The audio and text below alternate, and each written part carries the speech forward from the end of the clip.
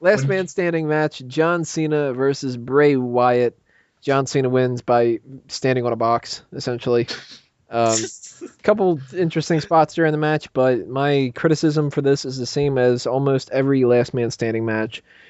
They seem to forget that it's boring to watch people get up at 9 over and over again when you know that they're not going to end up losing the match at that point. You can't do a last man standing match and start the 9 counts 2 minutes into the match unless that is ridiculously filled with spots and crazy stuff happening. This wasn't.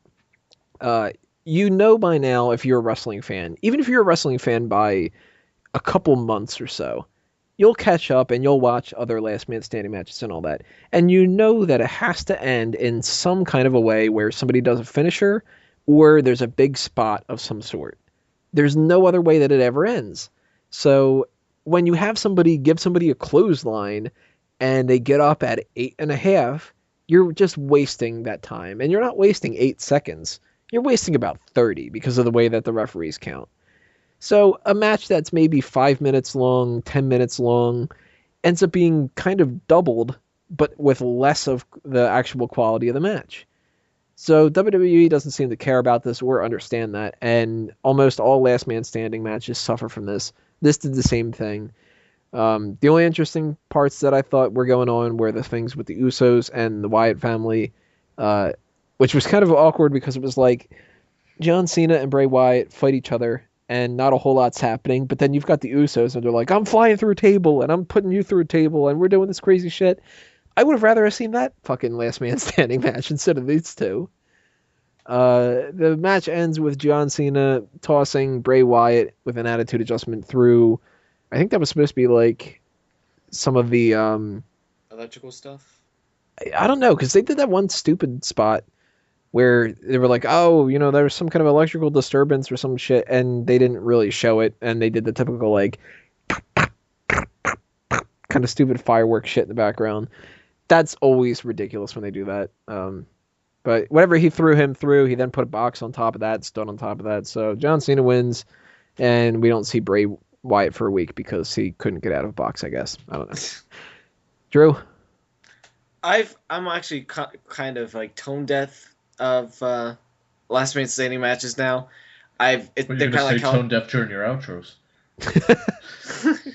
and they're kind of like Hell in a Cell matches to what you guys are like. You've seen so many of them that they're not really special anymore. I would have preferred that they went with like a I Quit match method instead of this, because I don't know, I Quit matches to me are a lot better than Last Man Standing because you only get to see them like once every couple years. So I wish they would have went with that route, and I thought maybe the stipulation to this match, it could have actually made more sense than Last Man Standing. But for the match itself, I actually liked it. You know, if you've seen, John Cena usually does good in Last Man Standing matches. Last year when he had his Man Standing with Ryback, I thought it was good. This is about the same. I thought the ending was stupid. Like when he did the attitude adjustment through the box, I was like, oh my god. Like I thought that was stupid.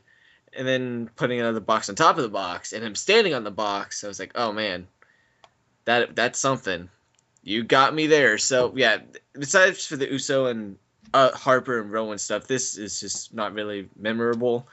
But I will give it credit and say it was at least good. Peyton? Match was dumb. And it's not a problem of last man standing matches. I get the psychology of it. It never really bothered me. I've liked lots of other ones, including ones of John Cena. JBL alluded to the one with him and Umaga. I loved that match.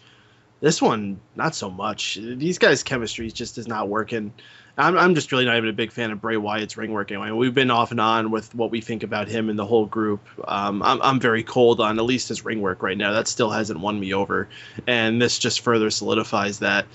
At the least, I hope this is the end, that this is supposed to be the conclusion of whatever story we have between these guys. Bray Wyatt wasn't on Raw. I don't know what he's going to have to say on SmackDown, and I'm probably not going to find out unless they do a recap on Raw, because I'm not fucking watching SmackDown.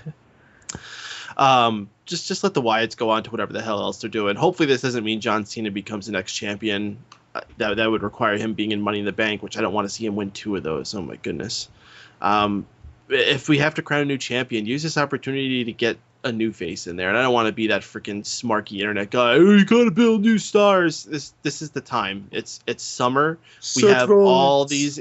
Seth Rollins is fine. We have all these interesting new names popping up. I mean, the lower card is being filled with all this new talent coming in, like Adam Rose and Bo Dallas and all these other great names that you have sitting, waiting, chomping at the bit in NXT. It's time to bring up some of these. Bo Dallas needs the belt. Sure, fuck, I think he'd be better than John Cena. But it's time to raise all these guys you've had that have been just sitting around the upper to the middle of the card. Time to bring them up. That let it sink or swim. Dolph Ziggler, I think he's had enough opportunities and he hasn't been able to capitalize on it. But what about someone like, I don't know, freaking Barrett, Cody Rhodes, Cesaro, Kofi Kingston? Kofi Kingston. I don't know if I would give him a main event. Maybe give him a feud, see how it works, and if it works, you can go from there. Well, Damien Sandow's a guy I think that's totally got a bunch of potential. You mean Lance Stevenson? I would rather have him do basketball skits. That's way better. But yeah, you guys feel me. John Cena's great, and I think you can still capitalize on a lot of money with that guy. But John Cena is like the Undertaker was for the last number of years of his career. He doesn't have to have a title to have something meaningful going on. Whatever John Cena is doing at a particular moment is going to be a story of interest for people watching the show. So you can use that title to make something else more important rather than whatever the hell John Cena's doing. I agree. Like, they've scaled him back down a lot now.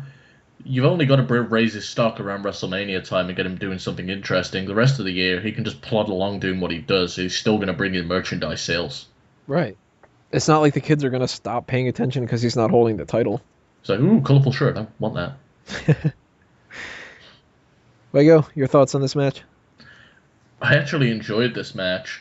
I enjoyed the element of the Usos and Harper and Ginger dude going at it. Can't remember his name. Yeah. So that was fun. Some steps got thrown. That was a cool spot. I'm sure Paige liked it. Yeah.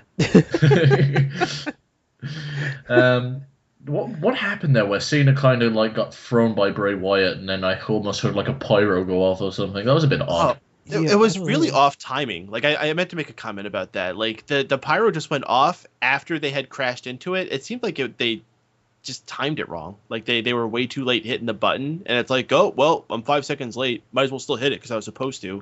And you want to know what was also weird about it? Like, it didn't seem to affect Cena at all, because like a few moments later, he just FU'd Bray Wyatt. It must have supercharged him. That's what those fireworks did. Superpowers. That's gonna be his new gimmick. Bray was just laughing awkwardly. It's like, yeah. Somebody got fired. I always hate when they do that spot because it never looks real, and that just really looked ass backwards because it was just like, not only did I not see any pyro, but the fucking commentators, if I'm remembering correctly, didn't just do kind of shit about it. Yeah, just like, oh yeah, it's something. Yeah, that was TNA Electric Cage bad. No. The only time that spot has ever looked legitimate was like back in 2005 when Matt Hardy like did like the twist of fate to Edge off the ramp into stuff like that. That was the only time I remember it actually looking legit. And you know what's funny? They try to do this kind of shit like that, and with like Ryback tackling John Cena through the stage, and it's like you can tell that there's no fucking wires or anything like that. Well, no. Last year when they did it, it just looked like a bunch of light bulbs, and it was just like this big screen that you could just like push through like beads. It looked like that last year. I mean, I remember what you're talking about. But yeah, that's that crap. And then they do stuff that looks really good, like when John Cena was thrown into that light, and it's like that was awesome. That looks like he's thrown into a fucking light. I'll believe it. It was class, and he's actually bleeding a little.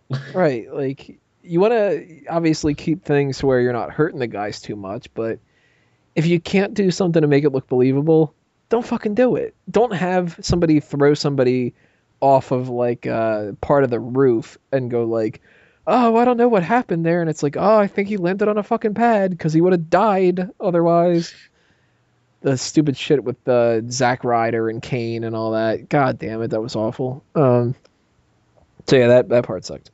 So yeah, I think one of the things that hurt this match was the ending of it. It was like, I'm going to FU you for this conveniently placed plywood that's over here.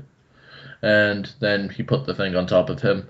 Personally, when it comes to a last man standing match, I want a whole bunch of big spots leading up towards it, so the final one actually takes you a bit by surprise, or at least you think there's some way that he's going to get it up. But as soon as he put that on top of it, everyone knew it was done.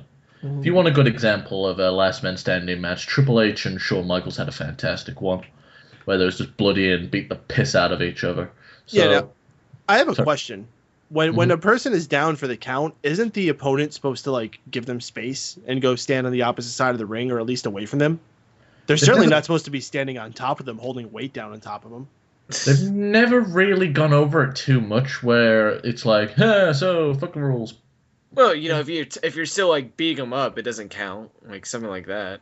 Well, this is the same company that had someone get disqualified in a Royal Rumble one year because fuck it. Oh, yeah, the Finley thing? Yeah, so... he got disqualified for jumping the gun and using a weapon. Yeah, fucking 2001, they had a whole hardcore half an hour in it. It's like this company is so ass backwards on its rules that I don't think it really matters. At least it's not WCW bad. They were far worse. You can only win this match by pinfall. Oh my god, there's a disqualification. Let's end it right now. So, summary of this match. It was good. Could have been a lot better, though. All right, guys. We have 2 more matches left on this card. Divas Championship and then the main event of the night. Those are coming up in the next 2 parts, so stay tuned.